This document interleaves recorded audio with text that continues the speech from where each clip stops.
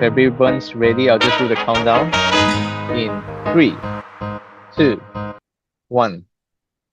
Welcome everyone to season 3, episode 2 of Courage to Change and to Understand. So I'm your host, Terence, and I'm thrilled to have all of you joining us this evening for what promises to be an inspiring and thought provoking conversation this evening. So, in today's episode, we're diving deep into the hearts and minds of two remarkable women, leaders who have shown extraordinary courage in their life journeys. Now, our goal today is to empower and inspire you, all of you, our listeners here, by showcasing the stories, the insights, and of course, the decision making processes of these incredible women. So, we'll explore how courage drives their actions and shape their leadership styles. Now, I'm honored to introduce our distinguished guests. We have our familiar faces, don't have to introduce them any more because we know them well. And first of all, we have Hani, who is our first speaker, and our second speaker being Rosanna. Now, it's a pleasure to have both of you here with us this evening. And before we continue on, folks, I just want to share with you whether you're a seasoned professional, an aspiring leader, or simply just someone looking for inspiration. So this episode is for you. Now get ready to be motivated, challenged, and maybe even see your own potential in a new light. So let's begin our journey into the world of courageous leadership. So, Honey and Rosanna, I think first off, I'd like to understand both of you. Can you just share that very moment in your life when you actually feel that need, that urge that you want to change, and what actually sparked that feeling in you? Can you remember that? So how about I think let's start off with Rosanna, if you're ready. Thank you very much, Terence, for the question. I think this question really triggers something that I've never thought of for a very long time. And it's like, what sparked change? And actually, it all started out when I was an adult, just starting my first, well, I was into my second job by that time. And I first and foremost, I worked as a junior auditor for a very short period of time, realizing it was not for me. So the decision to change to another job was purely because I was trying to find some career suitability at this point in time in line with my personality. I think I never regarded how personality actually plays a part in what you should be doing is something that wasn't obvious to me at that point in time in my early 20s, funny enough. And I end up getting a job as a tutor at the local university in Brunei. So I was in this role for about 3 years, and I love interacting with the young students, considering that we're almost the same age.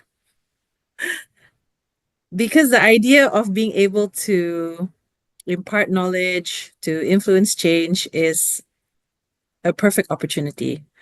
However, I felt that there was something else yearning inside of me that I wanted to achieve whatever it was, but I couldn't think of it at that point in time. And I felt that sparking career changes, particularly, was quite situational in these instances. So at that point in time, I decided to get a commercial opportunity in a sense that I worked in a bank.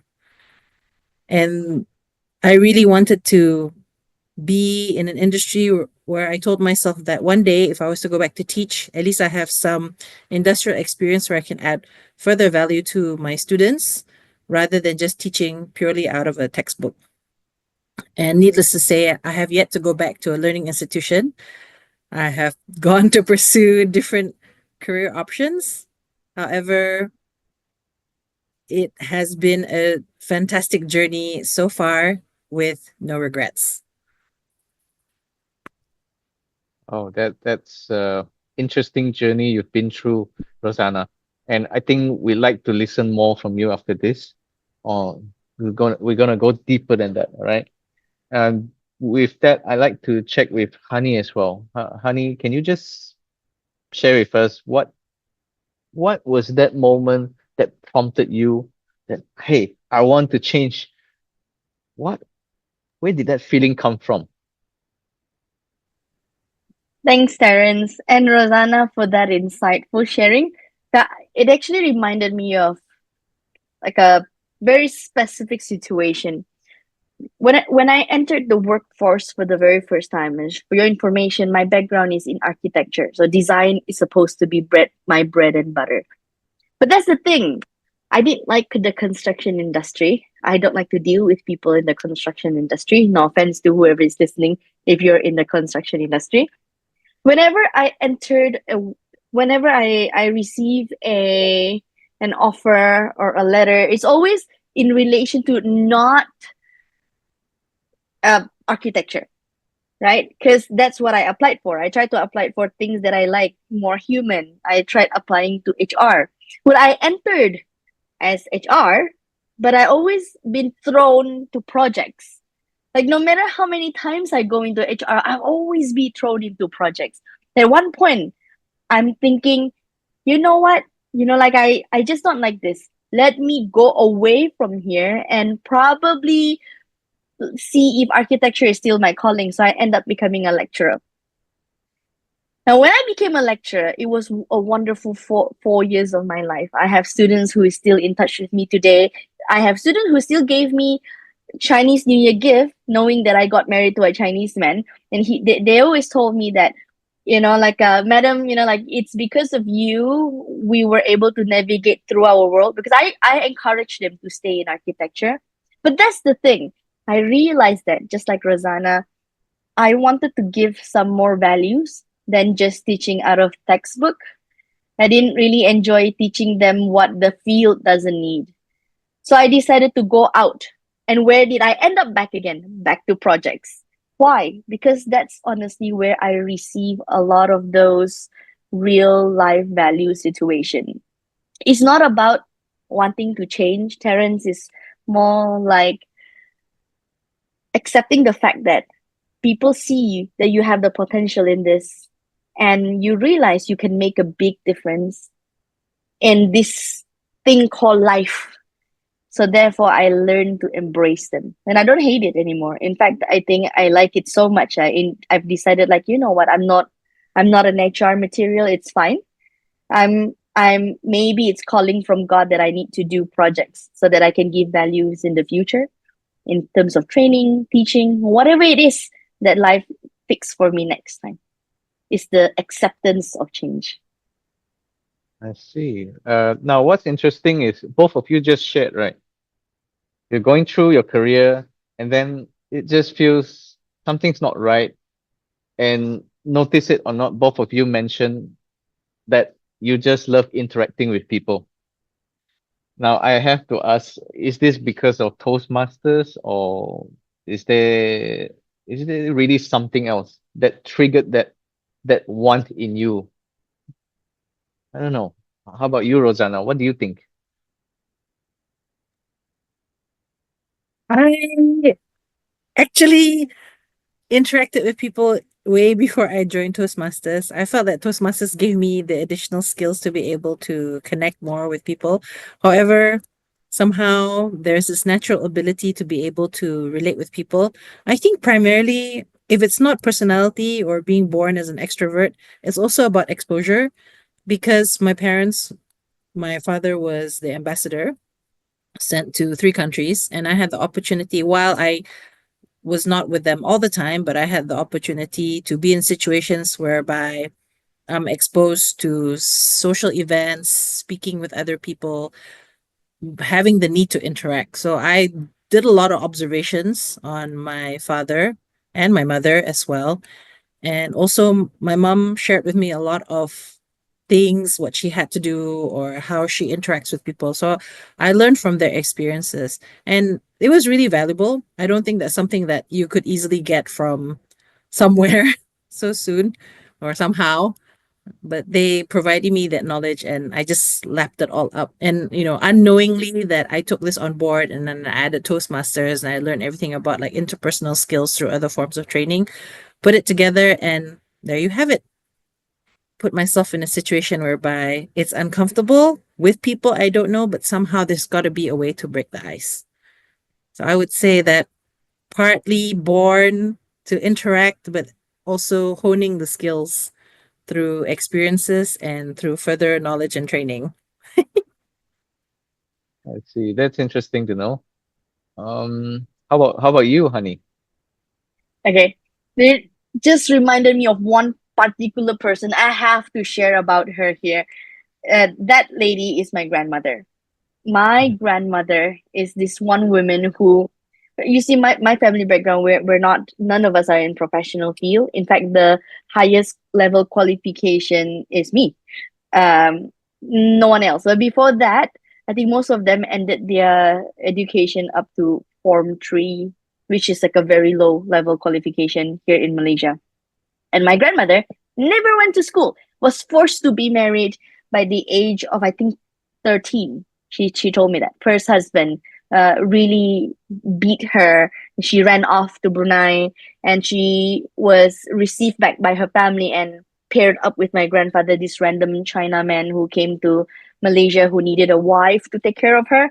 So she went through all that and she was poor.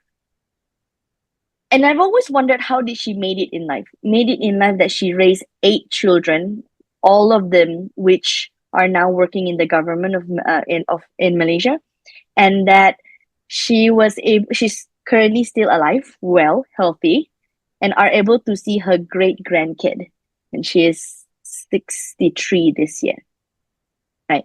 And this one woman, I honestly never thought about her for too much until I realized one day I was observing her from far. We were in KLIA Express, was sitting down in the train, and she started to speak with this lady next to her. And at the end of that train, right, she told me where this lady came from, the kampong, the parents, like all the gist of it. And she exchanged phone number with that lady. And then that was impressive. She's not a Toastmaster. And I think Toastmasters, though they empowered me to do that, I think I have always had that within me from the women role model in my family. The male don't speak in my house, but the female does. My aunties, my mom, my grandmother, they tell stories. They don't have formal education, but they teach us a lot of things. And I have a daughter, and it always reminds me of her because I believe I am given the gift of gab due to this one cute little woman who honestly I think is a spy at some point of our life, or maybe in the last life. Who knows?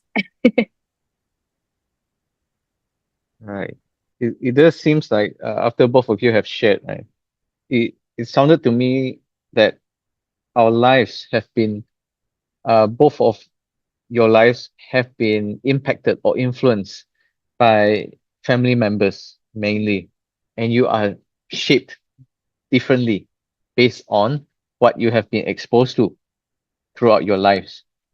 And surprisingly, uh, both of you have come out to become, I would say, strong women in your own fields. So I think now we've been speaking about your life. We want to know a bit about your career, right? So there must be something I believe the listeners would want to know as well. Now, what aspects of your current career have you found most fulfilling, and what areas do you find or do you feel that is missing? Yeah. How about let's start with Rosanna. Mm, Being in a position whereby you are leading teams and people, the most fulfilling thing is being able to see results that's produced by the team. Sounds like I'm very result oriented. Unfortunately, that's the measurement of what the company defines as success. And also being able to see the team members grow and that opportunity to impart your own experience or knowledge, and hopefully that they find it beneficial for them to be able to become better people. I also find fulfilling being able to interact with those who are not directly in my team. And we have conversations. Sometimes they ask for my advice quite randomly, and I'm happy to provide so long as I feel that I can add value to the position they're encountering. I think we have to take into consideration, right, is that who we are as an individual is shaped by a few factors. First and foremost is definitely the media that you're exposed to. So whether it's books, videos, and print or digital, this actually feeds you as a person you can learn from. And the other thing is the people that you interact with and then the experiences that you encounter. So this shapes you as a person. For me, in terms of making career more fulfilling, I think really it's about being passionate about doing what I really want to do. I have mentioned a few times is that currently I'm stuck in a rat race and that I'm fulfilling expectations of others, which is required for the role and for the job. But at the end of the day, is that I ask myself, is this something that I want to continue pursuing? Or is this something else that I could pursue that would be something that would pull at my heartstrings? At least through the entire process of whatever challenges and ups and downs I've gone through at work, there's one thing that defines is the clarity now, is that really the intention is what drives me is to help other people. So what is it that I could do to help other people? Now we'll find out more later on, I think. Yeah, sure. We would like to know more after this. So, Honey, how about you?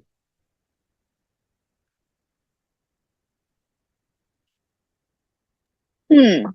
Well, this is a very tricky question because I don't really ponder most what makes me feel fulfilled or what areas that I feel like missing. Honestly speaking, because because at this age you take as you go, right? Because opportunity comes and you grab. I was raised to say yes first and think later.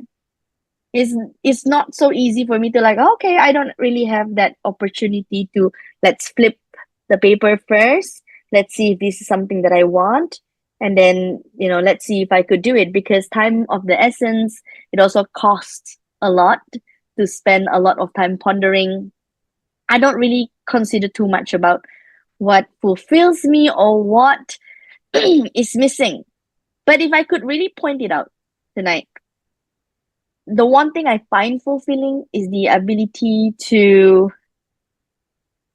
you put a dot and you achieve that dot. I hate to say it out loud. I hate to say it out loud because I I'm supposedly be more sentimental and intuitive when it comes to this kind of thing. My background is in architecture, so design is always a thing. Design is not like there's a dot, let's go and achieve that. But over the years, I realized I become that person. Now that could also lead into might not be fulfilling or might be. I find solace in becoming a trainer. I am not a full scale professional trainer, but there are people who's willing to listen sometimes. So when that opportunity comes, when I do receive the offers to train, I will take them because that is the one place I feel very fulfilled. The aim here is that the next few years I'll fill into the bank of values, and then perhaps 5 years from now I'll see myself as one of those trainers that people want to listen to. I think that's the gap. That could be the gap. I see. Thanks, Honey. Now back to Rosanna. Just now you mentioned that something seems to be missing. What is that missing link here that you're trying to find out? Why is it that um, being where you are now is not all right? There must be a reason for that because you used the word missing just now. So I believe all of us here want to know. Hmm.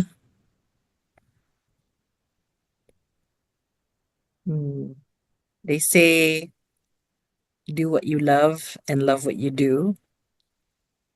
I think the definition of how in depth is that love can be defined further. I really thoroughly appreciate every opportunity that my work has given me. I love the fact that there has been a lot of opportunities that I could do to make a difference. And that's only a result of the leadership being able to identify that I have the capability to do that. I really appreciate that so, so much. But I think what's missing is that how can I control my own time and not be tied to doing something for someone because I'm obligated or I'm paid to do it. A job is a job, understand? And I'm on someone's payroll, and I'm grateful to be on that payroll for sure. Just that I think priorities are shifting, and also because I think a series of events in life that happened that made me rethink about where I wanted to be. Like my father passed away in 2021, then my mother passed away in 2023. That's only within a 2 year gap of each other. I have two children who are growing up very fast.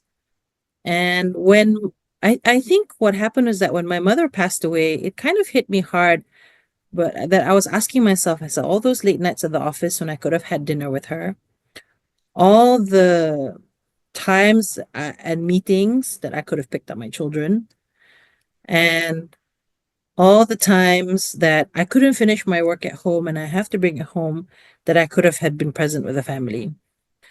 So to me, what's missing is being able to be controlling my own time, doing what I need to do, and with the people who matter the most, because I don't know what's going to happen tomorrow. I didn't anticipate that I would lose my mom 2 years after my dad. And who knows what the future will bring. So whatever it is, I have to do something right now. Thank you for that very deep answer. We reach deep inside you just now, and I think we understand a little bit better on the thought process on how or what you are actually looking for, which I think we can understand here is more about time and priorities, right? The transition of different changes in life, whereby you you change your priorities and you found out that maybe time is limited and you cannot get it back, and therefore you want to focus more towards that. Now this I suddenly thought about that both of you seem to have seem to be facing significant career transitions, right, at this point of time. So I think all of us would like to know, how do you approach this sort of uncertainty that comes together with the changes, of course? So, honey, you look like you're ready to go. Okay, Opportunities. let me start with that one first. I think for those of you who don't know, after becoming a lecturer for 4 years, I resigned. Right, that is in line with my daughter growing up, my husband having to fly out all the time, then no one takes care of the kid. I didn't resign to take care of the kid, of course. I resigned because I thought I have more time flexibility. Because with my daughter around and the only parent here, I had to take a lot of leaves whenever she's sick. You know, kids, toddler and below, that's the age of getting sick, right? All the time. And that was the reason. That was one of the reasons why. But the other reason was because I thought I need to make way for some time. Let's figure out a way to earn somewhere else. Okay, fast forward 2024. Now that's 2022. Fast forward 2024. I seem to be looking back to coming back to workforce again. And long story short, I get headhunted. That's one of them. And then I saw opportunity somewhere I could add values to my current portfolio, etc., etc., etc. And most importantly, I'm gonna have to say it out loud. Business is not as easy as it looks like, right? That's just the case, right? So I find myself coming back to this opportunity because, um, priorities changes. spoke to my husband. I said I wanted him to be home closer to me more because I don't think I can bear with him not seeing my daughter grow, and that we have to like coordinate our entire year around this potentially flying or not flying. You know, you have to go tomorrow if your boss says so. And we made adjustment. Although it's hard for me to look at it in a way that, oh man, like I'm gonna go back to work, I have to wake up, I have to be responsible for a team again. But it's more towards, I think it's okay to do this because right now it's no longer only money is the reason. It used to be money and then time, but now I have a different set of purpose. I think it really helped to align that. I told myself and I told everybody who I meet, and I'm telling you guys again here, that I give myself 3 to 5 years and I'm coming out again because I still want to be a trainer. Right? I still want to be that trainer that people wants to listen to, and I'm working on that. The only way for me to be able to do that is for me to add some values in it. So I'm not coming back to work for money only. Of course, nobody works for free. Not only for money, right? It is not only for the ability to have my husband back at home, but it is also the ability to add a couple more things that is missing within whatever I already have today. I have more than just one reason to do that. Yeah. I hope that and clarifies a bit. Oh, yes. Thanks, Honey. It seems like both you and Rosanna are going in separate directions, the opposite direction. So, Rosanna, how about you? How are you going to face or approach this uncertainty that you plan in going into? How will you face these changes? Hmm. I think like every day we go through a certain level of change. It could be big or small. You could be meeting a new person for work, and that's a change. So it could have been a straight change in structure, and that is a change. Or there could be a major change. I've been speaking openly about this even to my colleagues, is that if the management, because I'm part of the senior management team, so if the top management decides to change, doesn't guarantee that I'll continue to be part of senior management, because what if top management decides to bring their own team, the people that they're comfortable working with? Who knows? That is a level of uncertainty. And what if just one day something happens to the company? That's also uncertainty. We cannot guarantee what's going to happen tomorrow. So how do I deal with this is lately is just focusing on, okay, with all these uncertainties at work, what can I do to create the life that I want to create? So that's why I know business is not easy, but I decided to set up my own business. And this year was the year that I told myself that I would do that. After a lot of hesitation and a lot of self-doubt. But somehow one thing led to another. And that this year was the year that I was going to register a wellness company, but focusing on two things at this point in time in terms of a service offering. So I unexpectedly became a certified breath coach, and I'm giving my first breathwork taster class this Saturday, thanks to a collaboration with my gym. And also, I have a voluntary business mentor, which is amazing. And then the other part of the business offers is senior fitness training. So I actually just came out from KL last week to be able to, and was certified with a senior fitness specialist.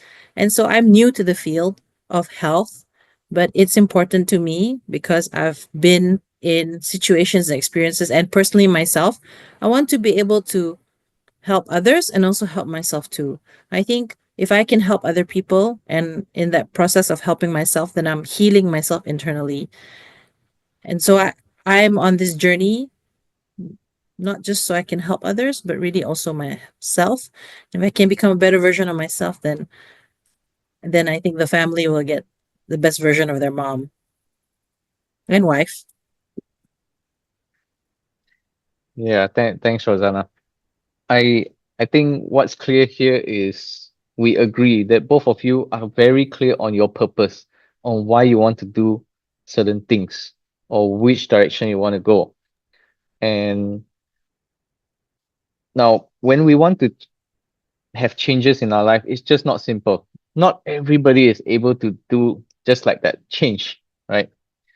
Now, I think all of us here like to understand better, like how do you know or how do you balance like knowing the need to grow or deciding to change your career in that sense? How do you know how to balance that? When do you know, yes, I need to make the change now? Because some people will say, I need time, this is just not the right time, or I'm scared. So, Honey, you mentioned adjustments just now, making Yep. adjustments. But how would you approach this? Yep. So you see, I think a lot of people tend to think about it this way. When I come back to work means that I'm giving up on my dreams. I'm not. In fact, I'm actually smarter about it now. I 2 years ago, because my kid was still small, I was just, like learning to become a mother. I'm more just like when I was single, like, hey, let's just jump and do this. But now I'm a lot more smarter. Doesn't mean I'm giving up on my dream, because that wasn't the purpose of it. I realized that the moment I enter the workforce, I know precisely what I want and what I need and what I want to gain from it. That's the most important part. And I'm quite clear about it towards myself and towards the person who is employing me. But I end up being able to arrange some of my contracts into part business or part business venture. So the job that I'm currently in, I think most of my club members know this. When I told them I'm about to have to go because I got headhunted, they actually offered me a business opportunity, or we'll call it like a joint venture with them. And they do know that I'm able to assist the team to move forward while I was there with them. I was already giving value to them, things that I already know, right? I was already giving value that they do not want to lose that value. They've negotiated with me how I can be a part of the team, getting payment from it at the same time, and are able to. It's no longer a employer and employee relationship, but it's more towards how do I collaborate with them in the joint venture sense. And since I joined up to now, it's only been 2 months. There's a lot of things that has been happening. I don't even have enough 1 to 2 minutes to explain. But bottom line is, I understand the how I can go into that, and surprisingly, it opens up doors to more speaking opportunities. I have been getting requests nonstop for from university to attend to give some motivational speeches, for teams asking me to help them to create a culture, to do team building, although it's not very frequent that I wanted it, but it's almost there for a couple of weekends, a few weekends. So I'm just saying that I didn't return back to how I was. I didn't go back to take 2 steps backwards. I went back to this adjustment to actually leap further. Different type of leap. And does not look like your typical steps. But that's what I like about it. Now I have stories to tell, because otherwise it'll be such a boring life. And it's no longer that boring. Every day there's something on. Yeah, and I'm sure we'll be looking forward to your future stories. And how about you, Rosanna? What are your thoughts on this? I actually have multiple times tried to tender my resignation. Some letters remain in the draft box. I think 3 at least went out. And we're talking about over the lifetime I've worked with this particular company. But they said that they needed to be for me to be part of the team. So I've stayed on for now. And I remember at that point when I tendered my resignation, I thought, okay, well, this is it. Submit 3 months notice, and I'm just gonna go for it. I didn't have a plan or anything at that point in time. Did I have sufficient savings? I won't reveal too much. But what I learned is that everything happens for a reason. That the fact that I'm still on with the company, even past the 3 months notice, is that it gave me the time to think clearly and to be able to use the existing funds to be able to fund what I want to pursue. So, which was going for all the classes, meeting all the right people, being able to really put pen to paper what is meant to be achieved, and so on. So, I think that while we want change to happen immediately, as in, wow, I'm just going to quit my job today and I'm going to do this tomorrow, I think that's not necessarily the case. When you have a lot of priorities and commitments, it's best to plan. Uh, if is best to plan and also to speak with people who are in similar circumstances. I've met with friends who are wives and they've quit their daytime jobs or their full-time jobs, but they had to present like a business plan to their husbands, and their husbands have to approve the business plan before they could actually quit the job. And once in a while, these husbands then end up becoming like chairman of the board. And then they would say like, numbers not looking so good this quarter. But they said that that's the kind of pressure that they would rather have rather than the pressure of having that at work.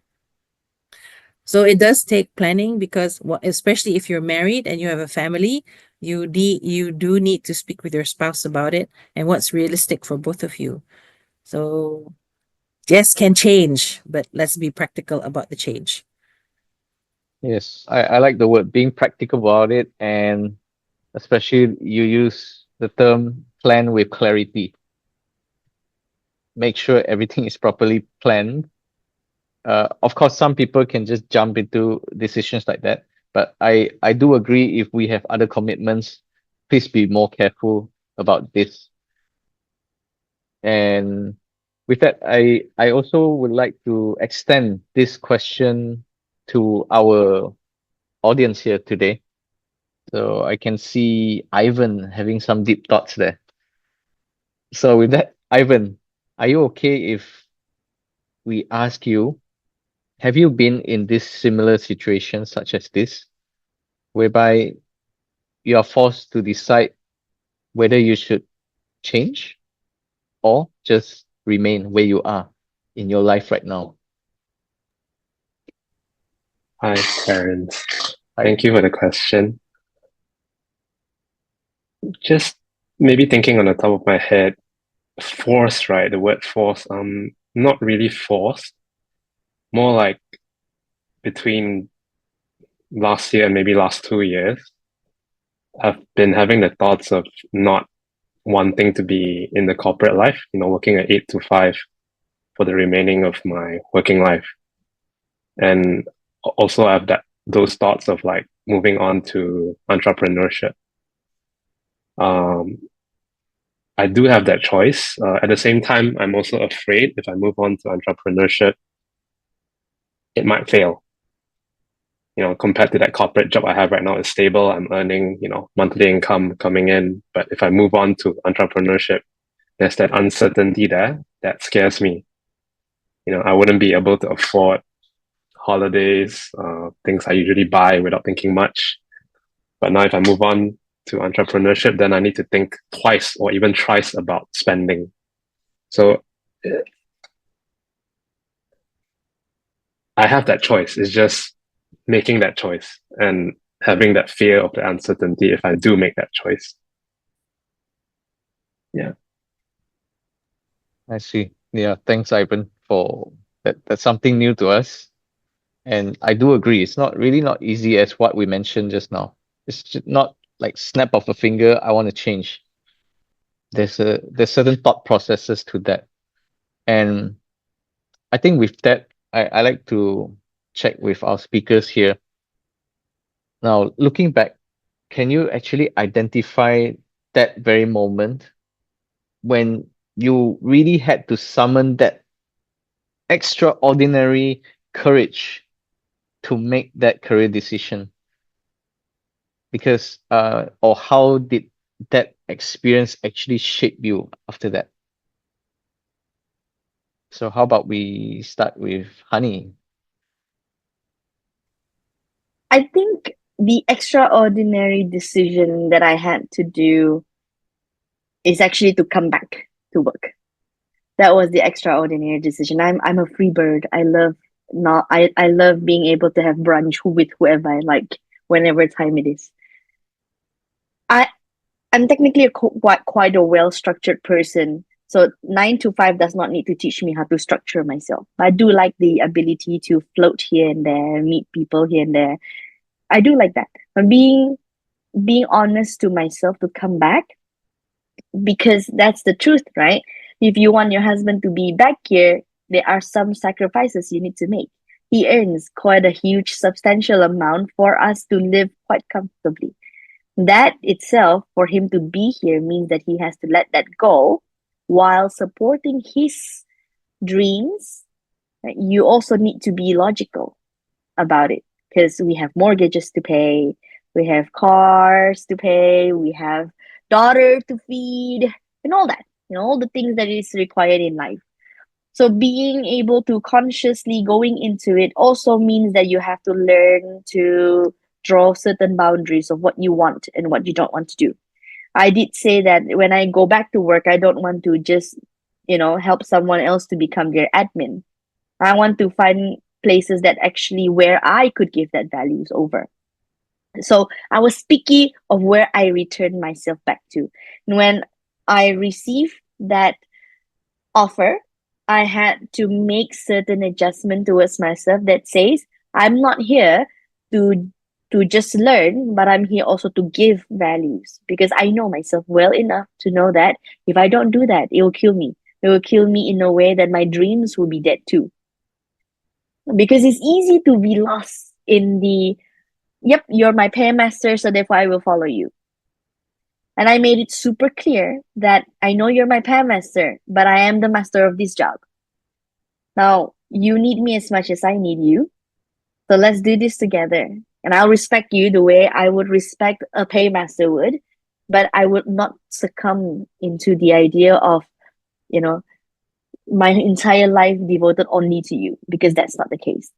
I think that self-awareness requires a lot more work than it is. But at this moment of time, that is what is required of me. So I'm willing to swallow that pill and actually go into it. Right. And I think that really takes a lot of courage in making that decision right there. So how about you, Rosanna?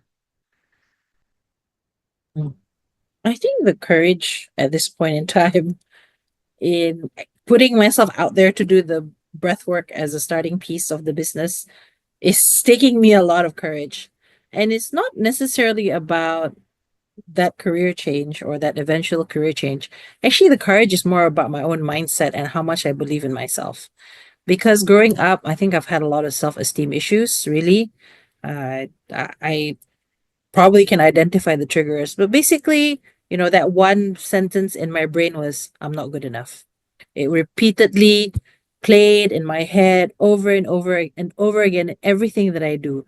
No matter what success comes my way, what I've achieved, win this speech contest, get this job, get paid this much, be recognized as this and this, in my head, it's still all not good enough. And that was a terrible position to be in. So for me to put myself out there and really set up this business with the support of other people in terms of like mental support really is a big step for me, because I could easily have just gotten these certifications and I thought, okay, that's it. I'm certified. When I feel like it, I will do something. But no, someone's holding me accountable, which is quite scary. And that's why I put myself out to do it. And that's just very un-me. Some more like this IG account I've set up is public, and I know that sometimes social media land is not friendly. That's kind of frightening at the same time. I don't know what people are going to think when I do the breathwork classes. They might like it, they might not like it. So I'm going to face all these things, but at least I'm taking the first step, and that's what matters the most.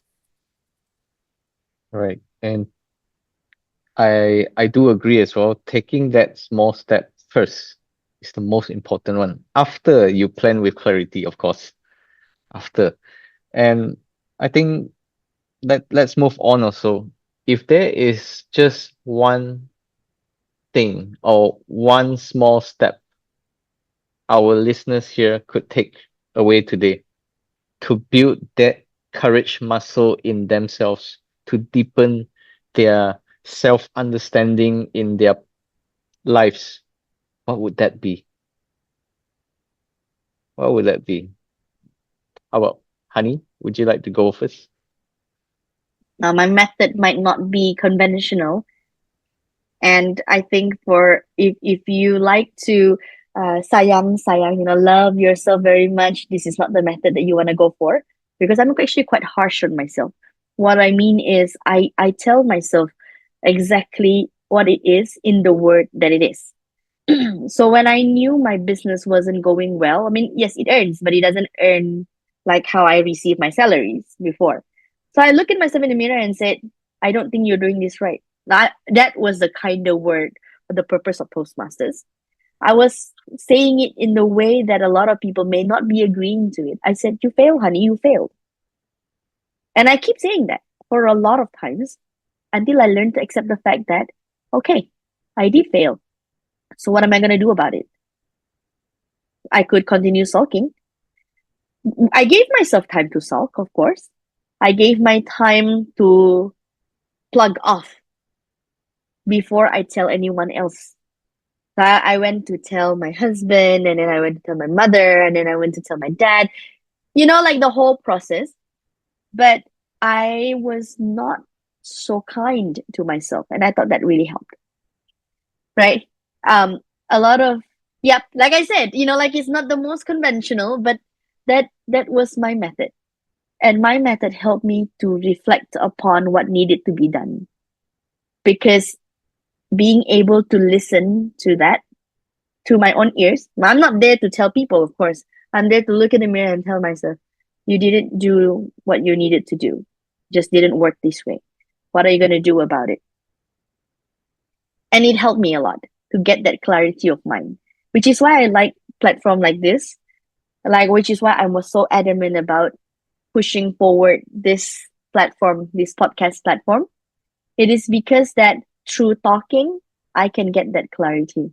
I came into this session tonight not having any pre-planned answer, though I knew what I wanted to say a little bit here and there. But because that I would want to help me to get more clarity before the 1st of March when I embark into the apparently I got it. The job that I was yes, I got it. Yeah, the job that I was headhunted in. And it's a huge role, but it also means that I'm not so free to float from Monday to Friday, most likely on certain days. Yeah, I saved the news for last. But to get to that point, it wasn't really easy, honestly speaking. I'm actually quite harsh to myself, though I may not advise this to everybody. If you think you're up for it, you'll be surprised what you discover, that you're not as meek as a strawberry. You're actually as stronger than you think you are. I believe that you would actually grow stronger even further when you be able to hear your voice in clarity. That would be my best advice there. Yes, thanks, Honey. We all need to learn how to become more like a guava. Pardon. Yes. And I like how you shared that you're more of a problem solver. Yes, yes, ma'am, yes, sir, just do it kind of person.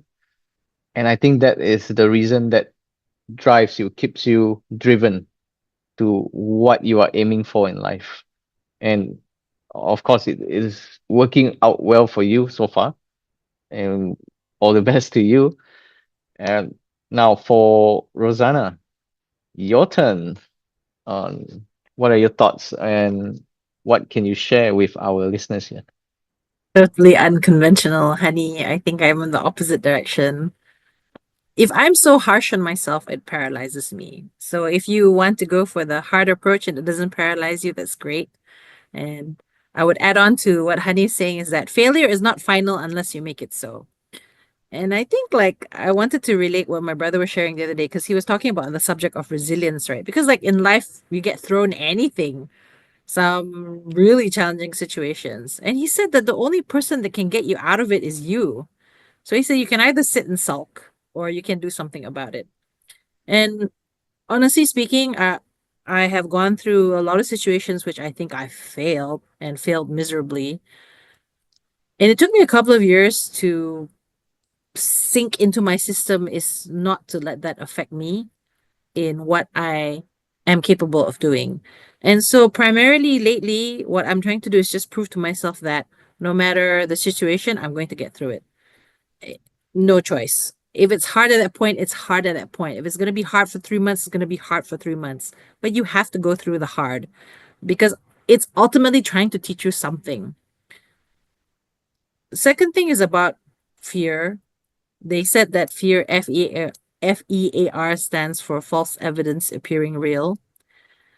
We create stories in our head, we fill in the blanks of what we think it's what's going to happen. Oh my God, someone's going to say this. I'm not going to do something about it. It's not going to work out the way I want it to.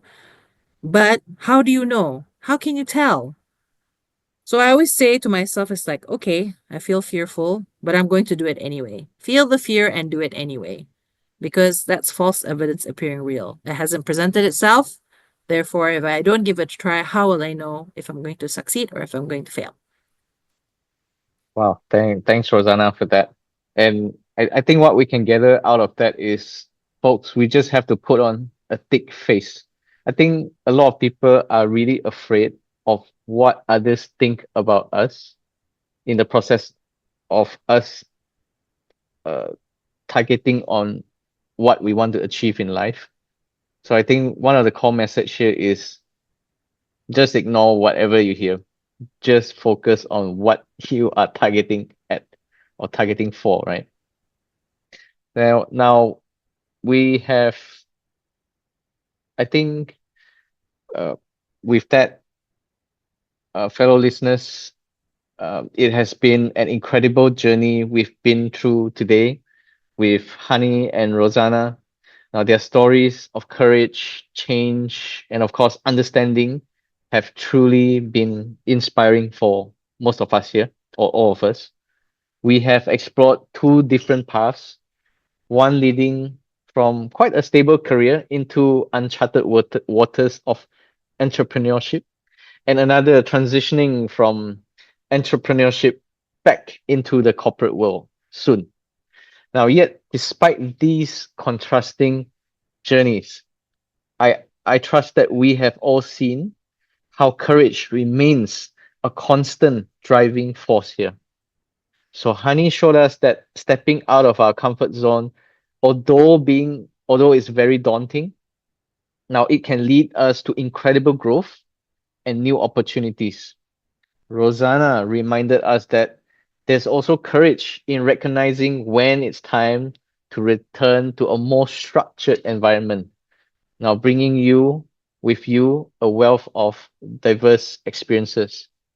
So both of our speakers here today exemplify what it means to be a woman in leadership, which is what we can gather just now: adaptable, resilient, and always ready to learn and understand new perspectives out there. So both of them have demonstrated that courage isn't just about making big, bold moves, but also about the small daily decisions that push us forward, right? To listen, to change, and of course, op- continuous improvement or to grow.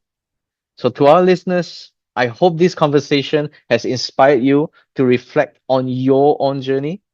Now, remember, whether you are contemplating about a big change or navigating your current path, now courage is there within you itself. Now, it's in every decision you make to better understand yourself and, of course, the world around you. So, once again, thank you, Honey. Thank you, Rosanna, for sharing your valuable insights with us today. Thank you, dear listeners, for tuning in to another podcast episode of Vivid Voices. So, until next time, keep being courageous, keep seeking to understand, and keep leading with your heart. Now, this is Terence signing off.